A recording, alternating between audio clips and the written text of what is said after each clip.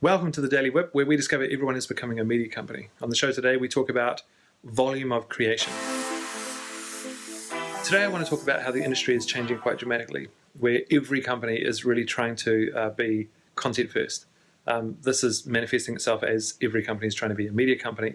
And by that, really, we mean that they're trying to be companies that publish, companies that distribute masses amounts of content, whether it's videos, podcasts. It could be printed content, it could be books, could be movies, it could be white papers, anything. Any sort of content on mass that is being created by companies and distributed from the perspective of it is their secondary product. Gary Vee argues that it's their primary product. Any company that is doing anything, say Shimano sells bikes, Shimano is a media company that sells bikes. I don't know if I prescribe entirely to that total way of thinking. But I think that in terms of it being viewed as your secondary product, that is an important distinction, is that you must be thinking about this holistic piece to your business as being an entire product that can be consumed without consuming your other product. I think this is a very important distinction. If we look at on episode 1, we spoke to Pat from Xero, multi-billion-dollar software company, beautiful accounting software. Their entire YouTube channel, after them experimenting for a decade, is going to simply be how-to videos for small to medium business. Their entire market is small to medium business. Their entire product is running the accounts and the invoicing and all of that stuff of the business. But their YouTube channel is going to be entirely around how to run a small business, almost completely devoid of what Xero as a software product will deliver the customer. Just simply how to run your business, how to hire someone, how to get listed in the yellow pages. It's maybe something more modern than that. But this is a really interesting distinction. It's also being seen in our daily WIP. We're trying to say this is the daily WIP. It's a work in progress. That everything in the world has got work in progress in it, so it kind of ties to our brand. But the idea that I'm trying to bring you stories from customers, stories from partners. Things that we're thinking of because we're in front of thousands of companies that are trying to become media companies all at once. So that if you subscribe to this channel and you watch a video every day, you'll be getting lots and lots of tidbits, which I'm hoping will help you move your business forward. And I've had lots of really interesting responses from freelancers, from marketing agencies, from marketers for big brands, from creatives, freelancers, who've been giving me the odd message here and there, which has been really encouraging, saying that I've been watching and I've got all these new ways of thinking about how to do business. And to me, this is really all we're trying to do with this channel, is to expand on this thought process that's happening around business, and that everyone is attempting to be a media company of some sort. But another way of looking at everyone becoming a media company is I think about my partner Gemma, who is an avid Instagram user, and she has got her Instagram stories and she's got her posts. And she has her audience, a few hundred friends that watch everything. She gets similar amount of likes every time she posts. And she gets posters anxiety, so that you have to keep the posts coming because there is an audience that is demanding it. And that's exactly what a media company is doing. They have captive audience that is consuming their product, which happens to be their primary product.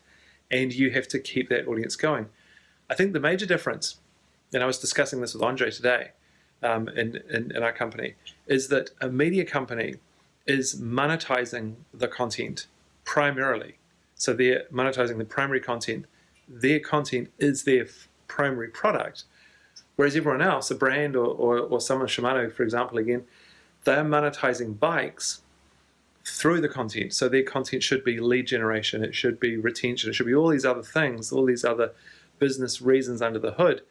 But they're monetizing their primary product being the bike, and their secondary product is getting them to that position. And so I think that because we had an argument today about whether only media companies are monetizing content and no one else is, but they are, because they're monetizing through that secondary product to the first product, and you can almost view it as lead generation. So there is interesting stuff there. But the piece that I wanted to talk heavily about was mass creation. So we're seeing this huge shift. We're seeing companies trying to ramp up their production. One of our big customers, Time Inc., They were producing, I think it was around 1,000 videos in 2015.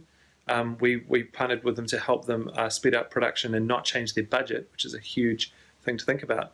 And they went from 1,000 videos to 2,500 videos over the span of a year without really changing the budget, without changing the team or anything, but streamlining how they mechanized the content creation process. Really interesting point here is that they didn't lose any quality. If anything, it got up because of something else I want to talk about. But this idea that you need to invest in mechanizing the content creation process, take away all of the friction, all of the little bits and bobs that might slow you down, anything that might involve creative thought to come up with a solution as to why your content's not being produced fast enough. Get rid of all those things so you can just focus on making the best content, and lots of it. The secondary thing with timing is that they react to the audience. They put out these short form pieces, they'll put them out on social with ad spend, they'll watch what the engagement's like. If those things aren't there, they'll repost with changes that they think might work, or they'll react completely and go, look, no one's engaging with this type of thing. We've figured out what it was that we were doing that they weren't engaging with. We won't do that anymore. They're only able to do that because they're doing mass content creation. If you're only producing 1-2 things a month, you're not going to get up to that level of noise that you can find a signal in the noise. The noise is so low that there is no signal. You're getting responses on 1 video, 2 videos. Secondarily to that is that if you're not really turning yourself into a content machine, you're not finding your thread, you're not finding your voice and your style, and you're not getting deep into what you can be. And so, I mean, just again, with this daily vlog, we've only been doing it, this is episode 16, which I feel great about, but it's early days. We're having a celebration at episode 100. Would love to see you. But in this early stage, so much learning in the first 15 episodes. You will have seen styles, you will have seen different ways of interviewing, what's in the show, how do you start the show, how do you end the show, asking for subscribers, all those different things. And there's just so much experimentation, and you only learn it by doing. I think the really interesting thing about the creative process is the creative process is a feedback loop.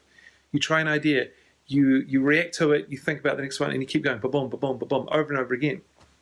And a fabulous designer will go through 45 iterations by themselves, going through thought processes, getting deep into the flow, and then present to someone else with huge amounts of thinking behind it, where there's huge amounts of reasons why this, that, and the other's happening. Take some feedback, jazz on that feedback, go to the next level, iterate a whole lot of times by themselves, and carry on. You as a company have to be like that. You have to go, okay, how can I create a video today to expand on an idea and put it out in front of an audience and see what the response is like, and then iterate on that and then do the next thing. It's just like how you develop software. Imagine if we were still doing waterfall software development instead of agile. Ridiculous. You wouldn't learn anything, you wouldn't be moving quickly, you wouldn't move at speed, and you wouldn't be able to get that product up to that right level because it was in front of people and in the hands of the users that you then push them to. So there's a lot that we're thinking about over here as we talk to all these customers and we learn about what they're doing. Another key thing about speed of production is that you have to lower the threat to other people that you would bring into the creative process. So lower the threat to reviewers that they can say anything and it's a safe place, so that they can get engaged and feel like they're part of ownership. Lower the threat to freelancers and agencies that you involve, that you give them an impossibly high bar that they can't get over, that they have to make the best thing that was ever produced. Lower the threat, allow the creativity to flow, iterate, get it in front of an audience, and see what works. I think you'll have a lot more fun and you'll do a lot of good work. Also at work, this is why I'm shooting in my lounge at the moment, is we're so busy. We're hiring quite a few people at the moment, and I'd just like to introduce you to our latest hire who started last week, called Joe. We are joined by Joe here, who's just joined the team. Hi, Joe. Hi. And Joe's joining us in customer support. And so tell us what you're doing with the customers to help them succeed. You're predicting what they might ask and you're covering that off, and you're making sure that your response is easily understood from a consumer's point of view rather than the business itself. So yeah, it's just bridging that gap between the technology that gets put out by Whipster and getting it to the customer in an easily digestible way, I guess. And are you jazzed to be a Whipster? Jazzed. Joe, it's great to have you in the team, and we look forward to doing heaps of great work together. All right, so thanks everyone for watching. I really hope that you are thinking mass content. I hope you're thinking drama, speed, creativity, taking risks, letting it go, reducing that fear for people that you involve in the process, and I look forward to seeing all the content that you produce. All right, this is the end of episode 16. Subscribe so that you can see what's going on. Hit the little bell sign so we can tell you what's up. And please share this around. We'd love lots more people to have a look. All right, bye.